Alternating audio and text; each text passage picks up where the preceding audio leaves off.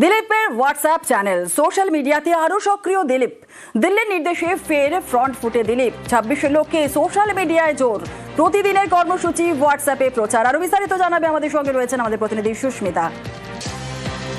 দিলীপ ঘোষের এই WhatsApp channel নতুন নয়। 2025 সালের সেপ্টেম্বরের 20 তারিখ নাগাদ হোয়াটসঅ্যাপ চ্যানেলটি তৈরি করা হয়েছিল দিলীপ ঘোষের তরফ থেকেই।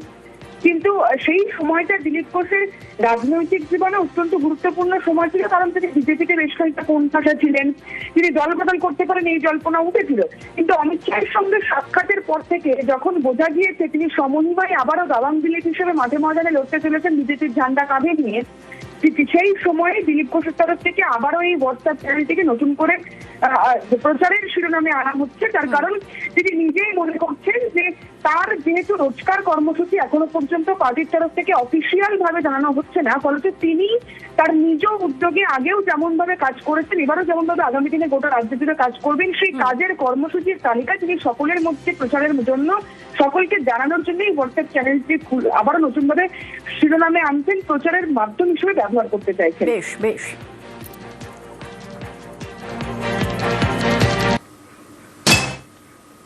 ভোটে কেন্দ্রীয় বাহিনী দাবি দিলীপের, বুথের ভেতরে বাহিনীর দাবি দিলীপ ঘোষের।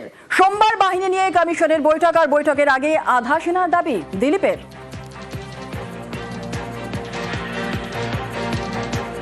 বারবার ডিমান্ড করেছি যে বুথের মধ্যে যাতে সেন্ট্রাল ফোর্স থাকে, তারা রাস্তায় দাঁড়িয়ে থাকে দর্শকের ভূমিকায়। যত সংখ্যায় দিন কোনো লাভ হয় না, আসল লুটপাট তো ভেতরে হয়, অন্য এজেন্টদের বার করে দেওয়া হয় মেরে। আমাদের সামনেই হয়েছে, গত লোকসভা ইলেকশনে দেখেছি। তো যদি এটা হয় তাহলে পশ্চিমবাংলার মানুষ যারা ভয়ে ভোট দিতে যান না তারাও দিতে যাবেন, ভোটের পার্সেন্টেজ বাড়বে এবং লোকে নির্ভয়ে ভোট দিতে পারবে। তাহলে টিএমসির পক্ষে টেকা মুশকিল আছে। ভোটে কেন্দ্রীয় বাহিনীর দাবি দিলীপের, আর বুথের ভেতরে বাহিনীর দাবি দিলীপ ঘোষের। সোমবার বাহিনী নিয়ে কমিশনে বৈঠক, বৈঠকের আগে আধা সেনার দাবি দিলীপের।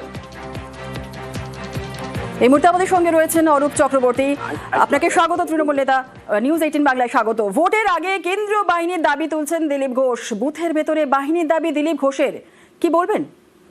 দেখুন, দিলীপ ঘোষের এই দাবি বিজেপি কি আদৌ সহমত? কারণ কদিন আগেই তো বিজেপি নেতাদের দেখেছিলাম দিলীপ ঘোষকে ঘিরে গো ব্যাক, দালাল, কালো পতাকা ইত্যাদি দেখাচ্ছে। দিলীপ ঘোষের কথা এখন বিজেপির কথা বলে মান্যতা পাবে কিনা সেই সিদ্ধান্ত দিলীপ ঘোষকে এবং বিজেপিকে নিতে হবে। কদিন আগে যে দিলীপ ঘোষের হাত কালো ছিল, এখন ভালো হয়ে গেছে কিনা সেটা তো অফিসিয়ালি সার্টিফাইড নয়। তবুও যদি এই দাবিও সত্যি বলে বিজেপির বলেই মান্যতা দিতে হয়, তাহলেও প্রশ্ন উঠবে যে আপনি কেন্দ্রীয় বাহিনী তো গতবারও এনেছিলেন, পারলে রাশিয়া ইউক্রেন যুদ্ধের বাহিনী আনবেন, পারলে ন্যাটো থেকে বাহিনী আনবেন, রাষ্ট্রপুঞ্জের পিস কিপিং ফোর্স আনতে পারেন, যেখান থেকে খুশি আপনি আনতে পারেন। কিন্তু বাংলার মানুষ ভোটটা দেবে দিনের শেষে কোনো বাহিনী ভোট দেবে না। যেই মানুষের জীবনকে নিরাপদ রেখেছে মমতা ব্যানার্জির সরকারি প্রকল্প, আর যেই বাংলার মানুষকে ক্রমাগত অপমান অসম্মান করে চলেছে এই বিজেপির বহিরাগত জমিদাররা। তাই যতই করুক হামলা, আবার জিতবে বাংলা। অভিষেক বন্দ্যোপাধ্যায় তৈরি করা এই ক্যাচ লাইনে এবার খেলা হবে। মমতাদির নেতৃত্বে, অভিষেকের সেনাপতিত্বে চতুর্থবার মামাতি মানুষের সরকার, মুখ্যমন্ত্রী মমতা বন্দ্যোপাধ্যায়। বেশ, ধন্যবাদ।